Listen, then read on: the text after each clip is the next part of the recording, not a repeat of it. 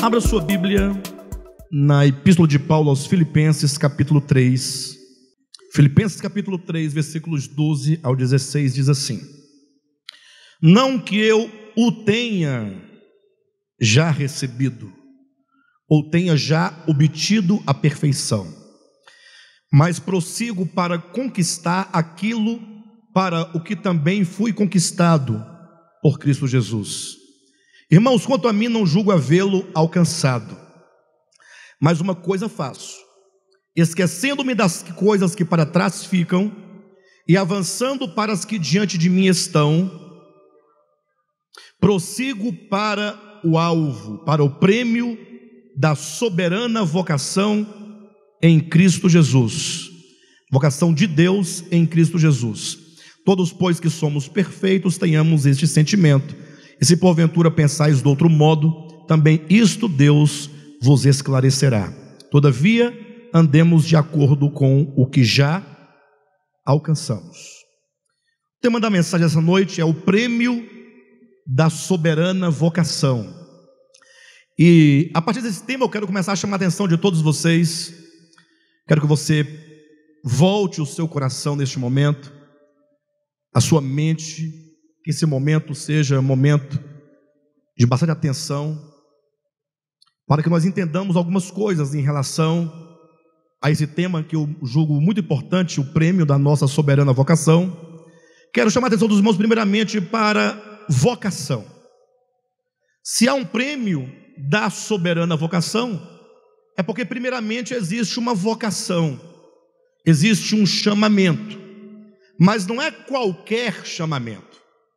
É uma soberana vocação, é uma vocação soberana, é um chamamento divino, o que significa que você, se aqui está, eu creio, você está em virtude, você está aqui em razão, eu digo aqui não necessariamente no ambiente, no local, mas você serve a Jesus Cristo em razão de um chamamento. O Senhor primeiramente nos amou, essa é a ordem que a Escritura nos ensina. Aí em Romanos capítulo 8, versículos 29 e 30, o Senhor nos conheceu no sentido de que Ele nos amou eletivamente, e porque Ele nos amou, então Ele nos elegeu, Ele nos escolheu, nos predestinou, e então no tempo, na nossa experiência, o Senhor nos chamou. Você se sente chamado por Deus?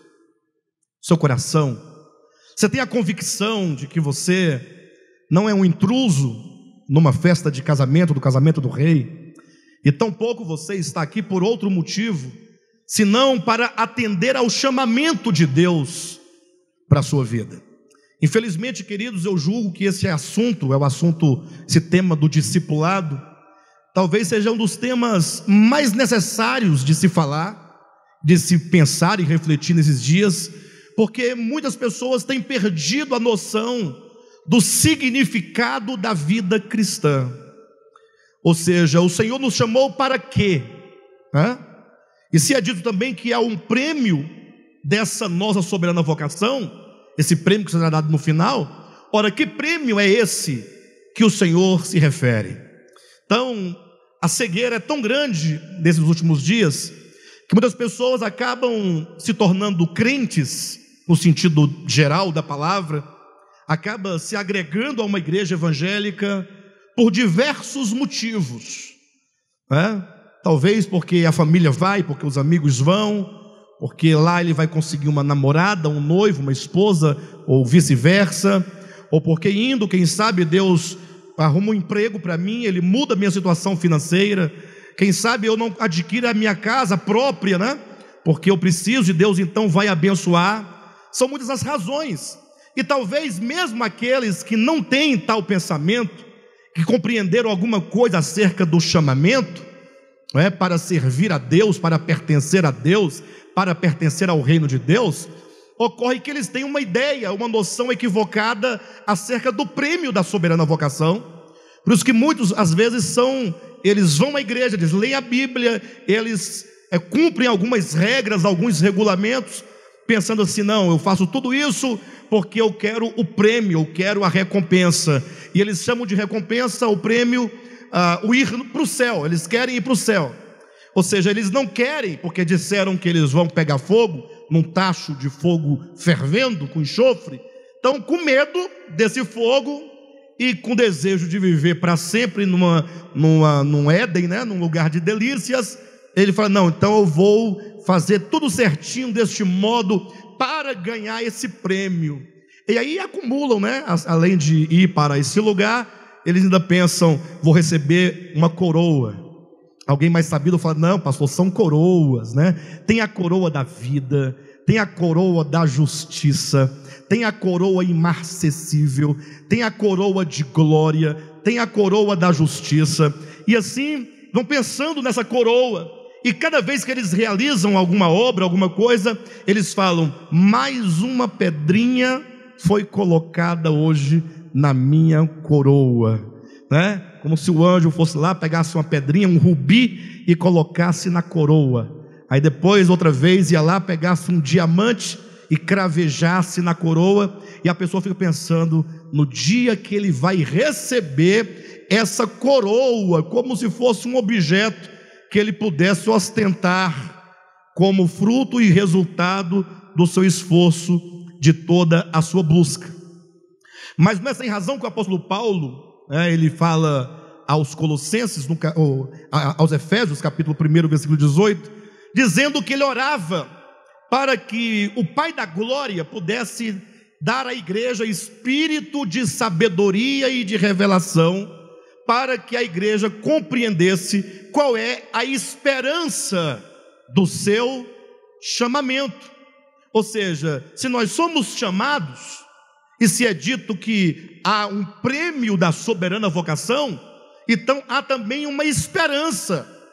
Ou seja, todos nós cultivamos, ou pelo menos devemos cultivar, essa esperança. Ora, a esperança é o que nos dá força para prosseguir, é a esperança que nos dá força para continuar, é a esperança que nos sustenta, é ela que nos dá uma direção, é aquela que nos fortalece quando vem as lutas, quando vem as dificuldades, quando vem as tribulações, quando vem as angústias, quando vem as perdas. Infelizmente, pelo menos neste ministério, nós percebemos com muita frequência: pessoas vêm e pessoas vão. Se nós tivéssemos aqui ainda hoje todas as pessoas que um dia já vieram e agregaram a essa comunidade, esse local jamais caberia. Nem o anterior, que era 3 vezes maior do que esse, caberiam as pessoas que já vieram para cá. Mas a grande pergunta, e a pergunta que nós devemos fazer, é: por que pessoas vêm e pessoas vão? É certo que há aquelas pessoas que vieram e não concordaram com a doutrina, digamos: não, pastor, não concordo, o meu negócio é o fogo mesmo, eu gosto é do fogo, né? Eu sou de lá, pentecostal, então o meu negócio é falar em línguas, é envolvimento, aquelas orações poderosas. Talvez outra pessoa diga: não, pastor, eu até que gosto aqui, vocês são bacana, um povo bacana, mas o problema é que vocês não têm campanha, vocês não fazem a campanha do sal grosso, vocês não têm a fogueira santa de Israel, né? Vocês não têm, né, quebra de maldições, olha, vocês não têm. Isso porque colocaram na cabeça das pessoas que elas estão amaldiçoadas, né? Que elas precisam do pastor, da corrente, do sal, para poder quebrar essa maldição. E se esquece que quando Cristo morreu na cruz do Calvário, Ele levou sobre si todos os nossos pecados, e Ele se fez maldito por nós, para que nós fôssemos feitos benditos nele. A bênção nossa está em Cristo, está na cruz. Bem, de todo modo, tem aqueles que saíram por desgosto, né?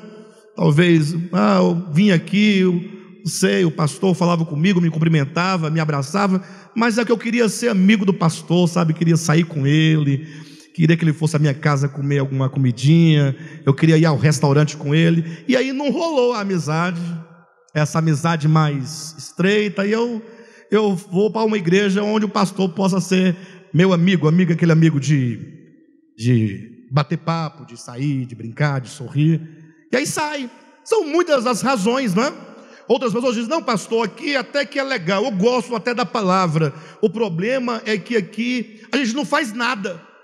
A gente entra, senta e vai embora. Entra, senta e vai embora. Entra, senta e vai embora. Bem, será que nós estamos compreendendo exatamente para que nós fomos chamados? Independentemente se você congrega aqui ou em qualquer outro lugar, ou se porventura no lugar onde você mora não tem nenhum lugar para você congregar, nada disso faz diferença. Toda a diferença está para que você foi chamado.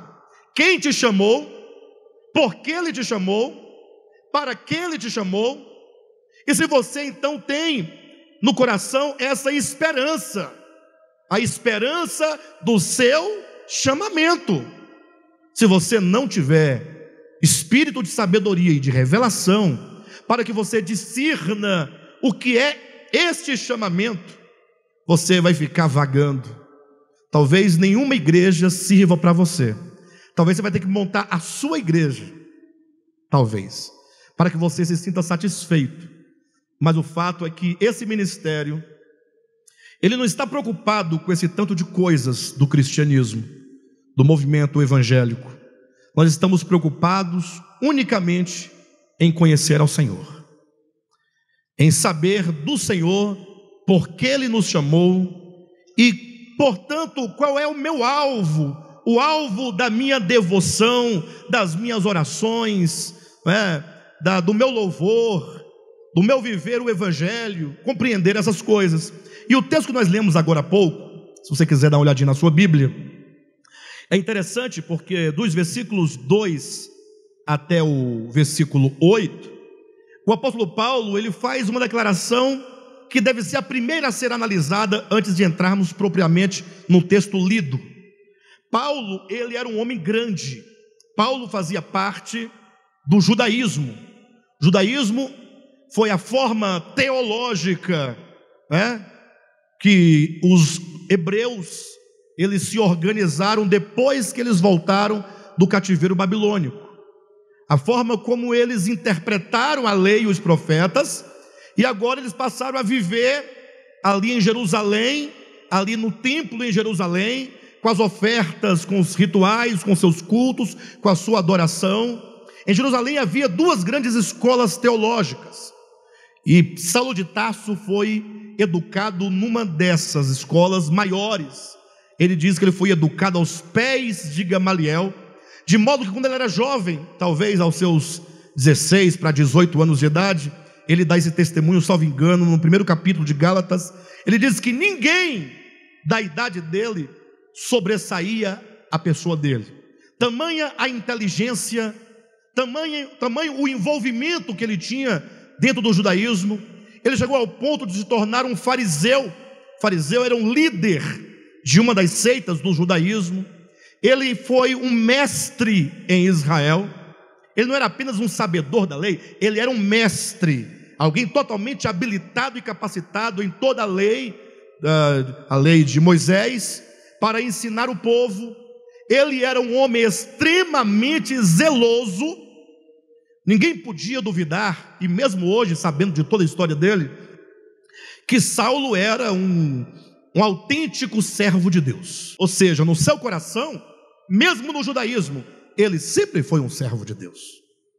Ele nunca foi nada contrário no seu coração do que o sincero desejo de agradar a Deus e cumprir a vontade de Deus e ser um canal de bênção para Deus. Por essa razão, ele próprio dá o testemunho em 3 momentos em Atos dos Apóstolos, que ele certamente chegou a ser perseguidor da igreja.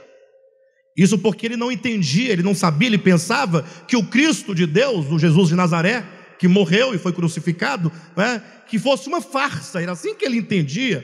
Ele humanamente, imagine só, ele totalmente enraizado na religião judaica, não tinha como ele pensar diferente. Ele não tinha recebido uma luz, um entendimento Quando surgiram os discípulos de Cristo argumentando que Jesus tinha ressuscitado, que a morte de Cristo era vicária, que o templo já não era mais a casa de Deus, que a lei de Deus não tinha mais nenhum sentido para os cristãos, porque agora eles tinham uma nova lei, não escrita em tábuas de pedra, mas inscrita e gravada na mente e nos corações.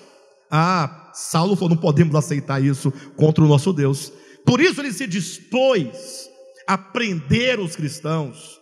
Na verdade, cumpria-se também em Saulo o que Jesus disse em João capítulo 16, que muitos haveriam de prender os discípulos de Cristo e mesmo matá-los, pensando com isso estarem eles prestando um culto a Deus, prestando um tributo a Deus, prestando um serviço a Deus. Era assim que Saulo estava agindo. Entretanto, ele não compreendia a sua própria religião no sentido da verdadeira fé de Deus. Você sabe da história de Saulo de Tarso? O Senhor se revelou a ele quando ele estava no caminho de Damasco. A luz brilhou sobre ele. Quando aquela luz brilhou, e este é o ponto fundamental da vida de todos nós, tratando-se da questão de fé, quando a luz brilha, que todos os nossos castelos, toda a estrutura teológica que fora criada, construída, erigida ao longo de toda a nossa experiência, ela cai, ela é totalmente destruída. A luz de Deus lança tudo por terra. Aquele quadro é emblemático, quando Saulo de Tarso, prostrado com o rosto em terra, alguns até dizem que Saulo caiu do cavalo, e aí outros discutem, não tem na Bíblia essa expressão. Aí vão discutir se caiu do cavalo ou se não caiu do cavalo, que é uma tolice discutir isso, né? Muito provavelmente ele estava montado no cavalo, ou estivesse sob uma carruagem, mas o que importa é o quadro, é a imagem desse grande Saulo, totalmente prostrado, com o rosto na terra, dizendo as seguintes palavras, depois que Cristo se revelou a ele como Jesus Cristo, a quem ele perseguia, e Saulo dizendo: o que tu queres, Senhor, que eu te faça? Olha, o que tu queres? Ou seja, o Senhor está aqui me chamando. O Senhor disse: levanta-te, ponha-te sobre os teus pés, porque para isto eu te apareci, para te constituir testemunha e ministro das coisas que tens visto e daquelas para as quais ainda te aparecerei. Então ele diz: Senhor, então fala para mim, mostra, porque eu quero entender a razão do meu chamamento. E a primeira coisa que Saulo precisou fazer é o que está aqui nos versículos 5 a 8 de Filipenses capítulo 3. Ele disse: olha, tudo o que para mim, tudo o que para mim, vou ler na sua Bíblia, veja direitinho. Ele vai descrever alguns aspectos aqui, versículo 5: circuncidado ao 8º dia, da linhagem de Israel, da tribo de Benjamim, hebreu de hebreus, quanto à lei, fariseu, quanto ao zelo, perseguidor da igreja, quanto à justiça que há na lei, irrepreensível. Isso aqui é o currículo religioso de Saulo de Tarso. Qual que é o seu currículo? Você vai dizer assim: assembleano desde o nascimento. Então assim, nascido em lar evangélico, em berço evangélico, né? Participei da escolinha Cordeirinhos de Cristo. Aí você vai dizer o que mais? Fiel nos dízimos, nas ofertas, batizado no dia 14 de maio do ano tal, né? Frequentador fiel da fogueira santa de Israel, aprovado para o diaconato. Você vai falar a sua relação, ungido a presbítero, tal. Embora você tenha um bom currículo também, mas o seu não se aproxima, não se equivale, não é páreo para o de Saulo. O de Saulo era extraordinário.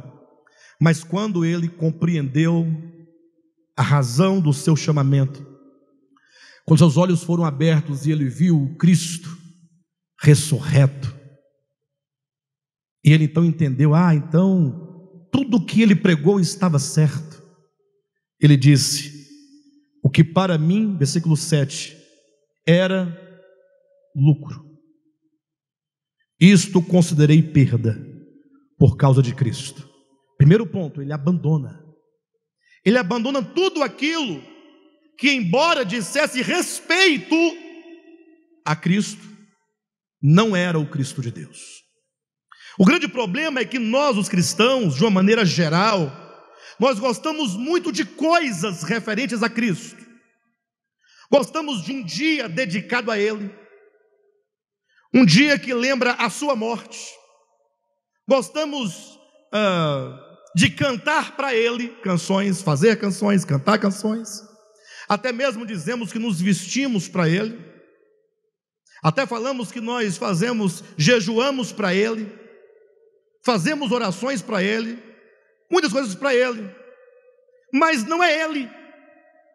Talvez muitos tenham entendido que você foi chamado para fazer um tanto de coisas para Ele, como se Ele fosse um Deus grego, exigente, que exige dos seus súditos que fiquem ali lhe prestando homenagens.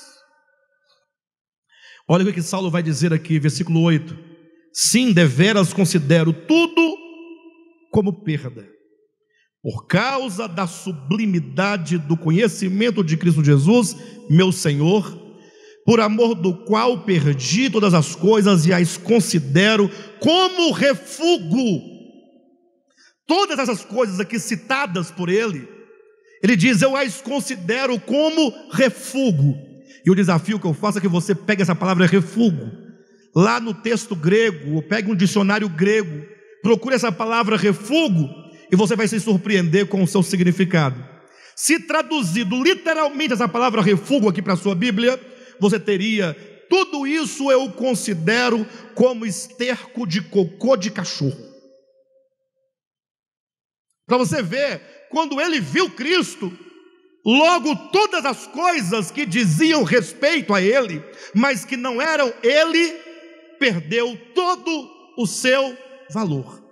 Enquanto isso não tiver decidido no nosso coração, você saber, olha, todas as coisas eu considero como refúgio, vírgula, ele diz, para ganhar a Cristo. Ganhar a Cristo. Ganhar a Cristo. E agora veja o versículo 12. E eu quero perguntar para vocês que estão me ouvindo, se quando você se converteu, nos cultos de doutrinas que você participou, na sua orientação antes do batismo, ou que seja mesmo nos cultos que você frequentou depois, já de convertido, se alguém te falou sobre o seu chamamento, nos termos em que Paulo coloca aqui no versículo 12 em diante, se não foi o que te disseram, muito provavelmente não é o que você busca, não é a sua esperança. Talvez você esteja esperando o prêmio errado, talvez você esteja esperando algo e esse algo, não esteja de acordo com a revelação de Deus para nós. Mas ainda dá tempo ainda de você mudar o seu coração e o seu caminho. Versículo 12 diz: não que eu o tenha já recebido. Quem sabe o que é esse o aqui? Não que eu o tenha já recebido. O que é esse o aqui? É um pronome. Mas esse pronome se refere a quê? A coroa, a veste branca, a harpa de ouro, ao céu.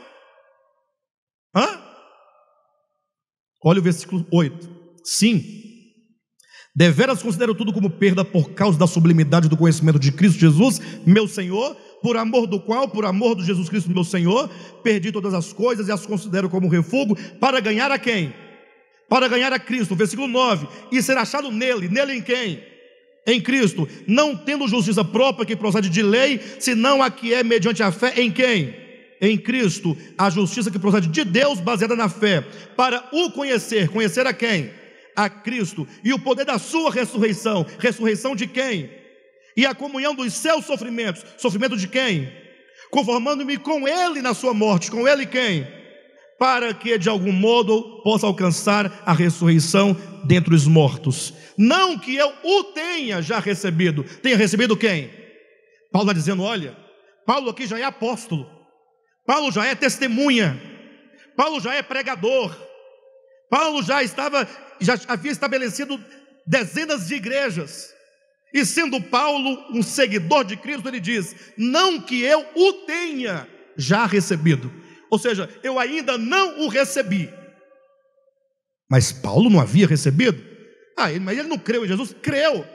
Quando ele diz não que eu o tenha já recebido, ele quer dizer, quando eu fui chamado para recebê-lo, para alcançá-lo plenamente. Olha o texto: não que eu o tenha já recebido, ou tenha já obtido a perfeição, mas prossigo para conquistar. Para conquistar o quê?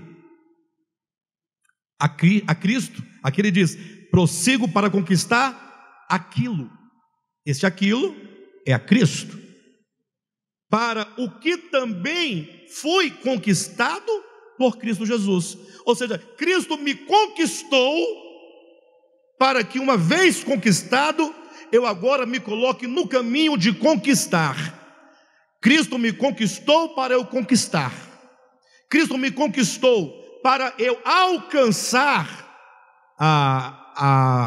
o alvo do meu chamamento, para que eu alcance a concretização da promessa do meu chamamento. Versículo 14, ou melhor, versículo 13: irmãos, quanto a mim, não julgo havê-lo alcançado. Bem, que é o testemunho de Paulo. Eu pergunto, quando você se converteu a Cristo, fez seu curso de batismo, geralmente tem, né? Nas igrejas tem curso de batismo, preparação, tal, culto de doutrina. Talvez tenham dito para você muitas coisas. Será assim: olha, você não pode, a partir de hoje, essa decisão sua, você não pode mais ir à festa de família, porque seus parentes ímpios estarão lá ouvindo músicas do mundo e tomando cerveja, e você tem que se separar do mundo. Alguém já ouviu isso alguma vez na sua vida? Algo parecido, igualzinho. Você, no caso, foi desse jeito. Olha, você, a partir de hoje, você não pode mais, você terá que ir aos cultos da igreja, você tem que ser dizimista fiel, né? Não, no seu caso, não pode jogar futebol. Aí a lista é grande, né? E cada lugar tem um jeito diferente. Eu pergunto, falaram para você que você foi conquistado por Cristo para conquistá-lo? Sejam honestos. Te informaram, olha, você foi chamado por Deus. E esse chamamento consiste em você conquistar a Cristo, ganhar a Cristo. Mas como é que eu vou ganhar a Cristo, pastor? Paulo explica nos versículos 9: ser achado nele, não tendo justiça própria que procede de lei. Versículo 10: para o conhecer, o poder da sua ressurreição, a comunhão dos seus sofrimentos, conformando-me com ele na sua morte. Continua no versículo 13: não que eu não julgo havê-lo alcançado, mas uma coisa eu faço. Paulo dizia, eu não alcancei ainda. Bem, eu também não alcancei ainda. Você já alcançou? Você já alcançou? Mas eu pergunto, você está buscando isso? Buscando conhecer a Cristo? Ser unido a Cristo? Ser achado em Cristo? Se unir a Cristo nos seus sofrimentos? Ser unido a Cristo na sua morte? Ser identificado a Ele do modo como Ele viveu sobre a terra? Quando Jesus, Ele disse aos seus discípulos, bem, se bem que antes não era discípulo, chegou a João, estava lá João pescando, Pedro, né, também estava pescando, João estava consertando as redes, Pedro estava pescando, e ele foi chegando para cada um, ele dizia assim, você, João, segue-me. João deixou as redes e seguiu. Pedro deixou as redes e seguiu. Um dia ele também chamou você pelo nome, Cadmo, segue-me. E nós passamos a seguir a Cristo. Ora, qual o sentido e o significado desse chamamento, desse segue-me? Para onde Ele quer que nós o sigamos? Será que esse seguir a Cristo seria você se tornar um crente evangélico, nesse sentido histórico da coisa? De que você congrega num lugar, faz isso, aquilo, outro, ainda que o congregar é parte da comunhão, tal, mas será que esse seguir a Cristo se esgota nessas coisas? Ou esse seguir a Cristo é um convite para que nós sejamos seus discípulos? Bem, isso vocês também já ouviram, né? Que nós fomos chamados para ser discípulos de Cristo. Você foi chamado para ser um discípulo de Cristo. Talvez a grande questão seja exatamente essa: o que é esse discipulado? Ou seja, para eu alcançar o prêmio da soberana vocação, daqui a pouco saberemos que prêmio é esse. Ou como diz o apóstolo Paulo, nós fomos chamados para conquistar a Cristo, para ganhar a Cristo, ser achado em Cristo, ou seja, ter uma identificação com esse Cristo. Para que tudo isso aconteça, não existe outro caminho senão o caminho do discipulado. Seguir a Cristo, ou o discipulado, que é seguir a Cristo, não é você assumir simplesmente uma religião para você, até porque Cristo nunca estabeleceu e Ele nunca fundou nenhuma religião, nunca. Ele simplesmente ensinou o reino de Deus, a natureza do reino de Deus. Ele ensinou a vontade do Pai e convidava as pessoas a se unirem a Ele nesse pensamento, nesse ideal divino, nesse reino de Deus. O problema é que o discipulado, ele tem algumas implicações. Ser discípulo já implica que, se nós somos discípulos, nós estamos sob uma disciplina. Discípulo vem na palavra disciplina. Aqueles que são disciplinados a viverem, a praticarem o mesmo caminho do nosso mestre. Cristo é aquele que vai à frente, dizendo o caminho, dizendo como caminhar, como proceder. Certa ocasião Jesus falou assim: olha, é necessário que o Filho do Homem, ele siga para Jerusalém, e seguindo ele para Jerusalém, ele será preso, e sendo preso, ele será cuspido, açoitado, e vão matá-lo. Ele será morto, vão crucificá-lo. Ele ficará pendurado no madeiro, totalmente ali, sem vida. Vai ser o fim. Ali é o fim, porque o início seria a ressurreição, é um novo começo. Mas eu estou indo, e como Paulo ensina em 1 Coríntios capítulo 15, ele veio ao mundo como o último Adão, ou seja, nascido de Adão, ele será o último. Por que o último? Porque ele não geraria filhos, ele não se casaria, teria filhos, para dele dar continuidade à raça humana, mas sendo ele nascido da raça humana, sendo Adão, ele seria o último, porque ele morreria, ali haveria o fim. Poucos entendem que a morte de Cristo, dentre outras coisas, implica o fim do velho homem, o fim de uma velha vida. Fim do velho homem, fim de uma velha vida, é o fim de uma consciência caída. Não que ele tivesse caído, mas que ele assume em si, como representante de todos nós, participante de carne e sangue, tomando todos os nossos pecados. Ele vai à cruz para ali falar finalmente: Pai, aqui está consumado, aqui está acabado, aqui está concluído. Encerrou-se. E aí ele olhou para os discípulos, porque é uma palavra ruim, não é uma palavra empolgante. Poxa, não é aquela palavra de autoajuda, não é aquela palavra que fala assim: puxa, agora vai dar certo, agora vai. Então assim: olha, eu vou para Jerusalém, mas não é para nós tomarmos posse do reino, colocar meu trono, sentar, expulsar os inimigos, não. Ele diz: eles vão me prender, eles vão me cuspir, eles vão me ofender, esbofetear, eles vão me matar. É uma palavra que eleva, uma palavra que entristece. Fala a verdade. Aí Jesus fala assim para os discípulos: olha, agora é a hora. Se alguém quiser vir após mim. E aqui começa a nossa reflexão. Se alguém quiser vir após mim, eu vou. Esse é o meu caminho. serei preso, serei morto, mas ao terceiro dia eu ressuscitarei em glória.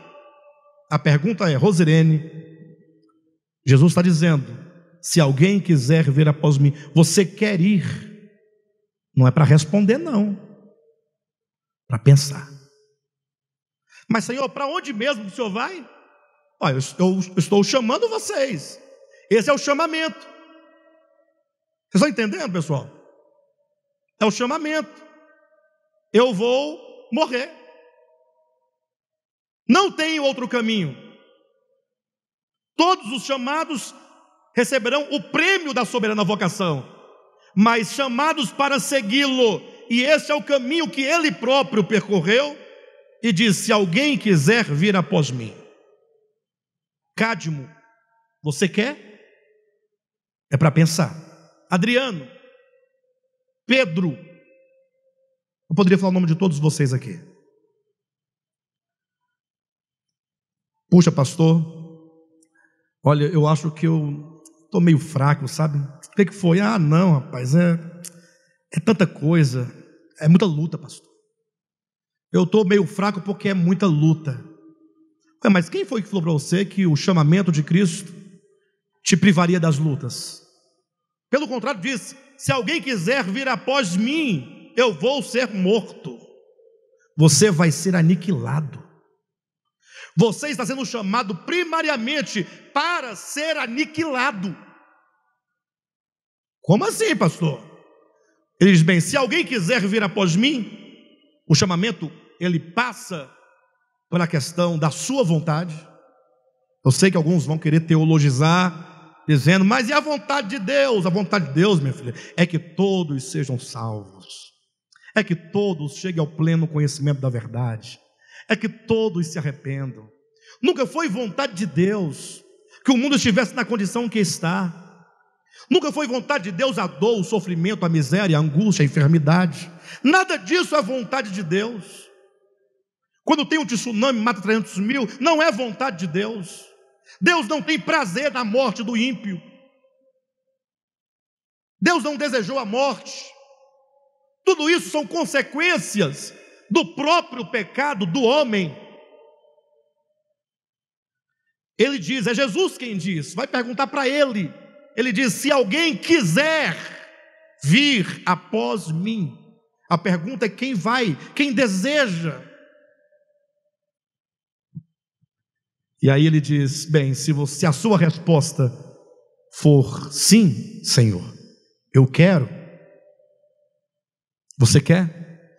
Agora você também pode dizer que não quer. Até acho que não é feio dizer que não quer. Não, Senhor, por enquanto não. Eu não estou afim por enquanto. Esse convite não é o convite, como fazem hoje, para aceitar Jesus. Embora o convite de Cristo é para que você o receba. Se o tempo me permitir, falarei sobre isso. Mas diz, se alguém quer vir após mim, a sua resposta é sim. Ele diz, então, negue-se a si mesmo. Estou me referindo a Mateus capítulo 16, versículo 24. Então negue-se a si mesmo.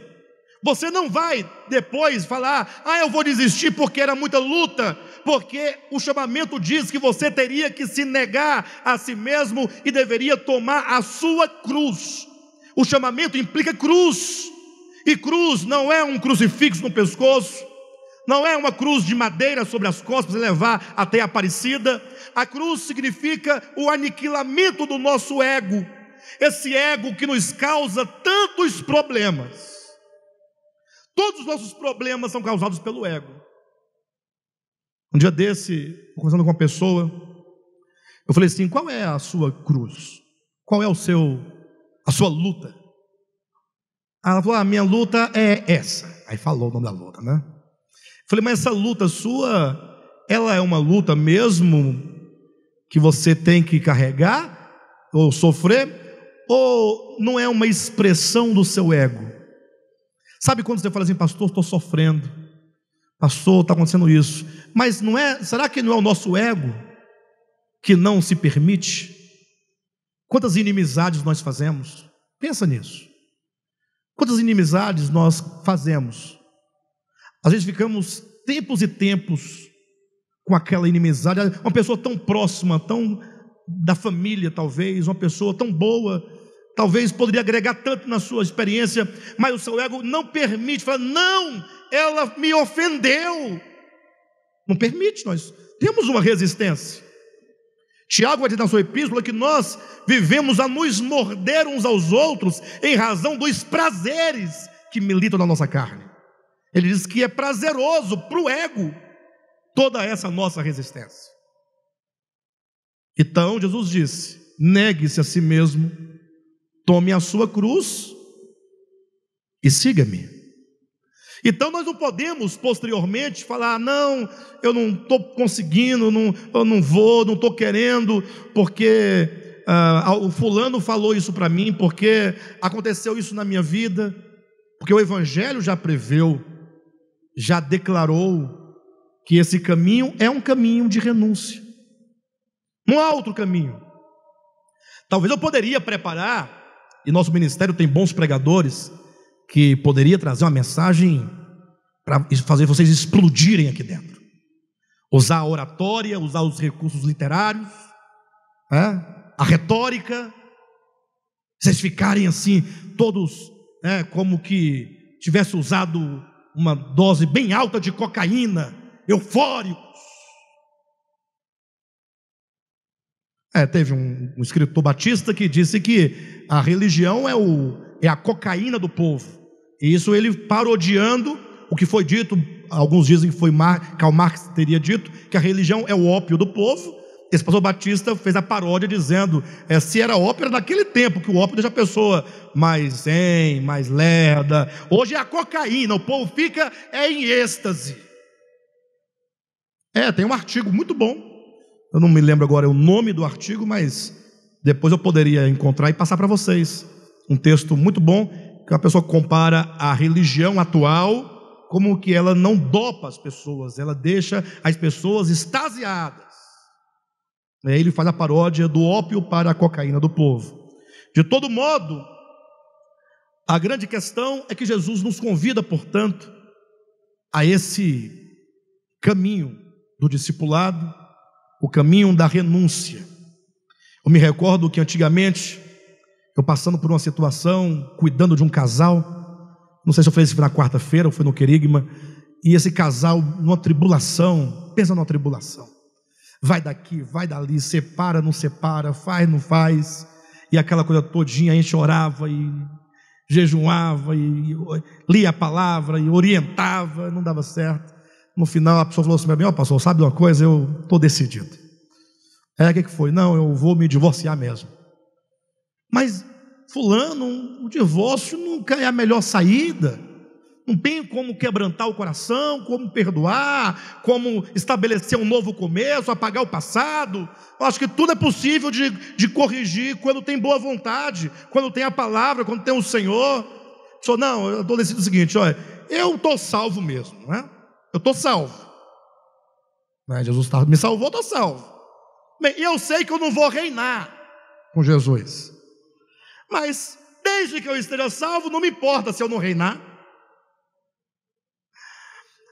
E a pessoa, de certo modo, não estava de todo errada, porque havia um ensinamento à época, nesse ministério mesmo nosso, de que salvação e reino era uma dicotomia.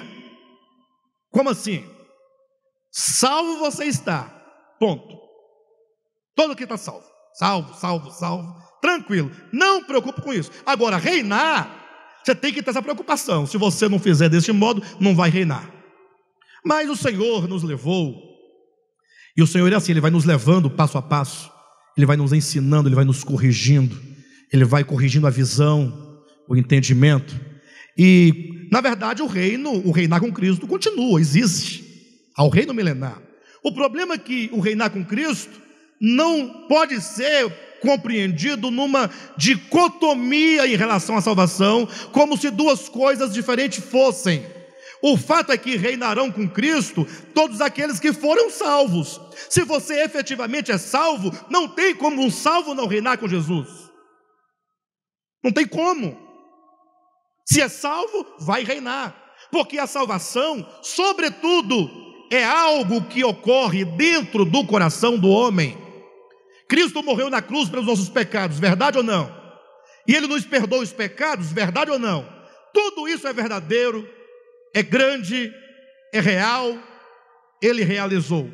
Acontece que o Evangelho não é a anunciação de que Ele morreu e ponto final. A anunciação do Evangelho é assim. O que é o querigma? A proclamação do Evangelho. Ouça, Jesus morreu pelos nossos pecados. Não fosse a sua morte, nenhum de nós poderíamos chegar à eternidade com Ele. Nenhum de nós. Ele é aquele que perdoa todos os nossos pecados. Diga amém. Nesse sentido de perdão de pecados, Ele nos justifica nele. Em Cristo nós estamos justificados. Diga amém. Glória a Deus. Só que quando esse evangelho é anunciado e você diz amém, Jesus continua dizendo: diga para essas pessoas para quem vocês pregaram isso, que elas precisam de ser batizadas. Lembram disso? Jesus disse: ide por todo mundo, ide, fazei discípulos de todas as nações, batizando-as em o nome do Pai e do Filho e do Espírito Santo. Lembra disso? Ou seja, a pregação do evangelho, para ser selada no coração daquele que crê, requer o batismo. Ah, pastor, por isso não, eu fui batizado, eu tenho o certificado de batismo.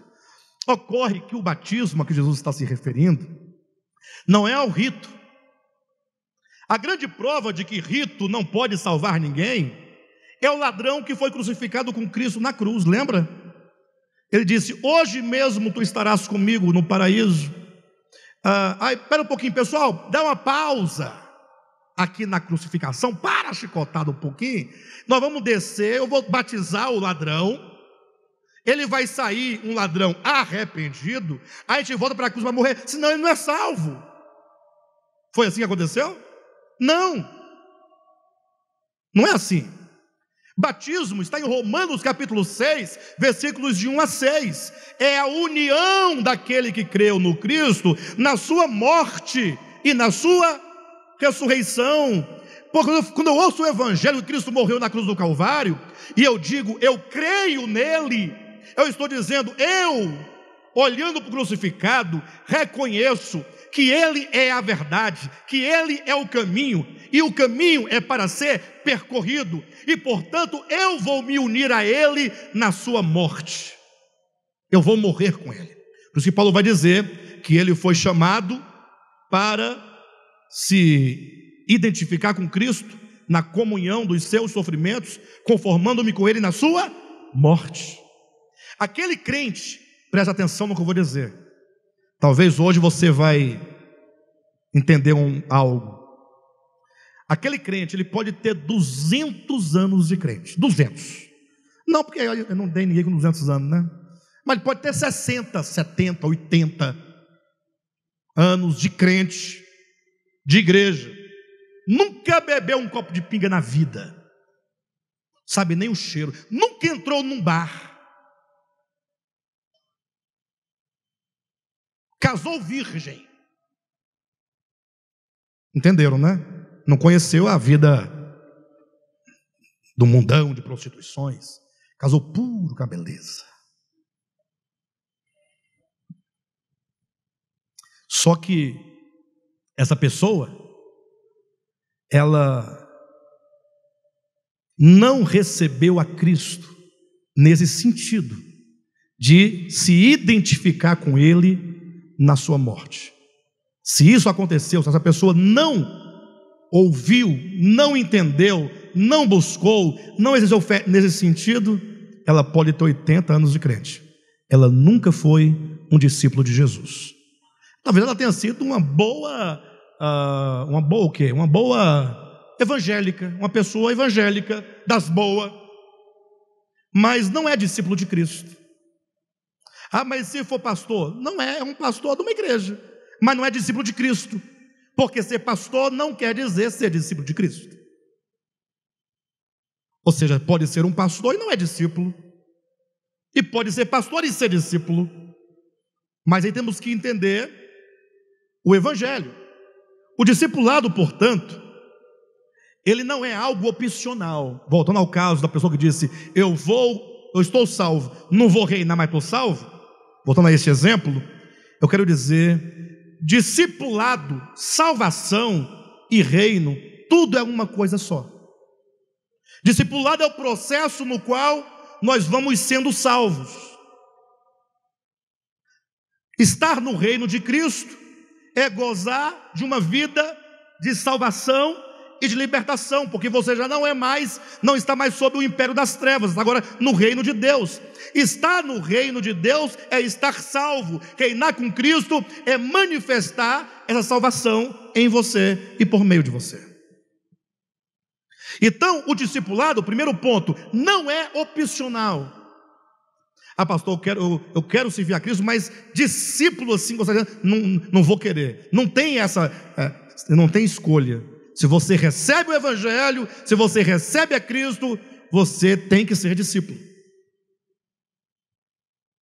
Lógico, não quer dizer que você agora é o crentão, é o que segue, agora você está morto totalmente, negado a si mesmo, à cruz, não peca mais. Não é isso.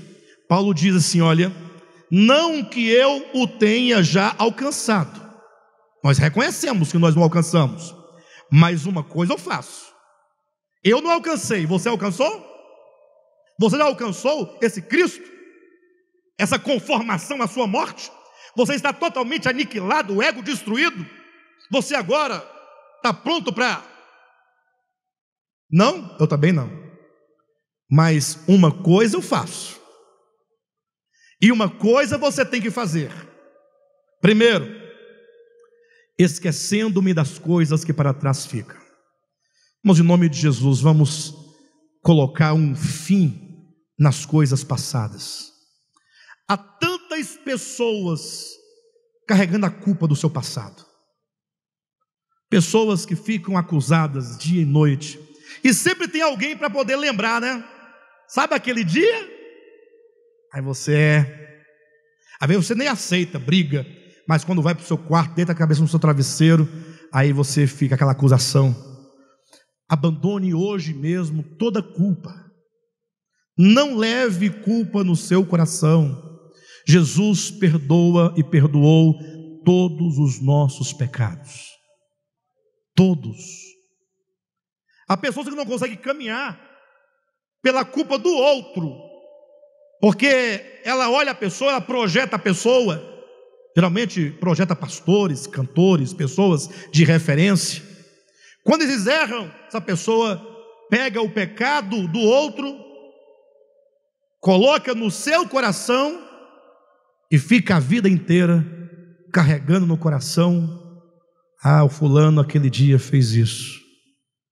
Ela para a sua vida espiritual para carregar o passado do outro. Primeira coisa, esquecendo-nos das coisas que para trás ficam. Tudo que é passado, mesmo as boas experiências espirituais que você teve, elas não te servem para o futuro nem para o presente. Foram boas, quando você viveu foi boa, acabou, agora deve ter outras experiências espirituais, boas ou melhores até.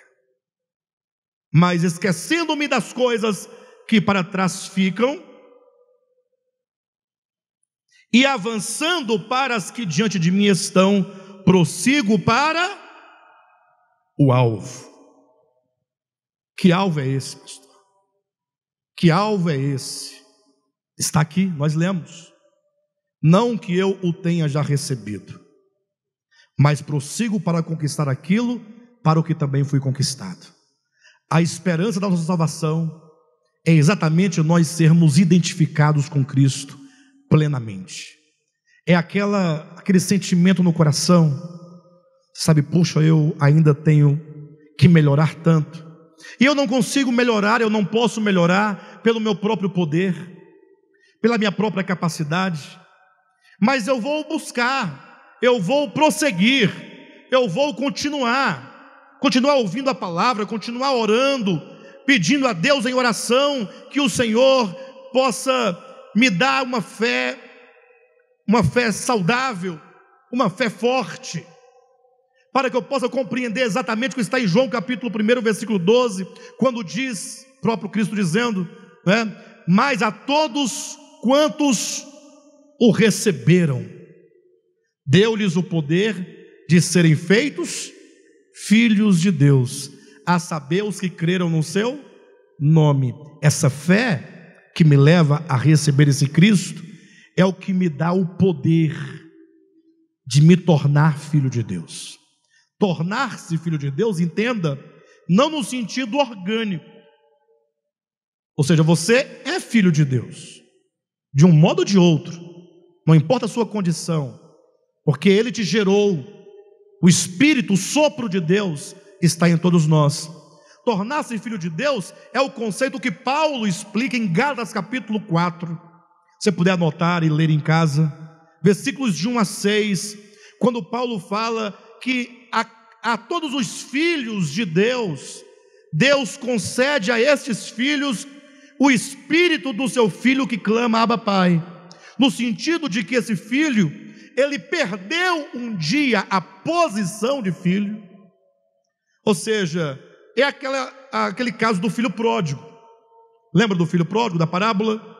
Que ele fala, pai, dá-me os meus haveres, a palavra haveres ali é vida, é bios, ou seja, ele entende que a vida é dele, ele usurpa, portanto, ele diz, eu vou viver a minha própria existência sem o Senhor. Ele sai de casa, destrói a sua vida, chega numa condição deplorável, e lá na condição deplorável, eu pergunto, ele ainda era filho ou deixou de ser filho? Pessoal, ajuda aí. Era filho? Mas não estava lá na sarjeta? No pecado? No meio dos porcos? Cheirando a porcos? Dormindo com os porcos? Cabelos e barbas desgrenhados? Era filho? Mas eu pergunto, quem é que iria olhar para ele e falar assim, fulano, filho do Beltrano, que maravilha, olha, você é o filho, o herdeiro.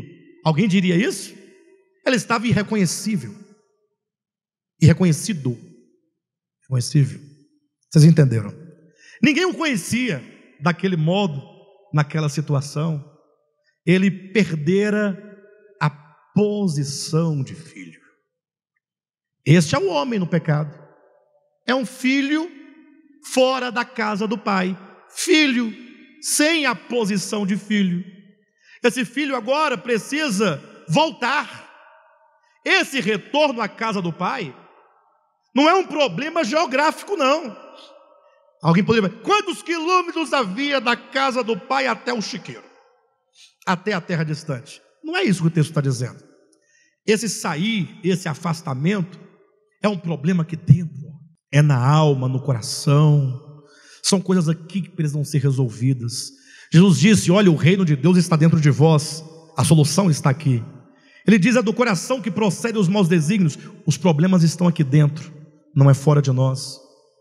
Na medida que aquele filho, cada passo que ele dava, cada passo, em direção à casa do pai, e ele ia ensaiando aquele mote, ensaiando aquele coro, ele ia dizendo, quando chegar lá eu direi, pai, pequei contra ti, pequei contra os céus, não sou digno de que me aceites como teu filho, mas me receba pelo menos como um de teus empregados, porque aqui na tua casa até os empregados comem pão com fartura. Cada vez que ele ia ensaiando, que ele ia orando, ele ia sendo mudado.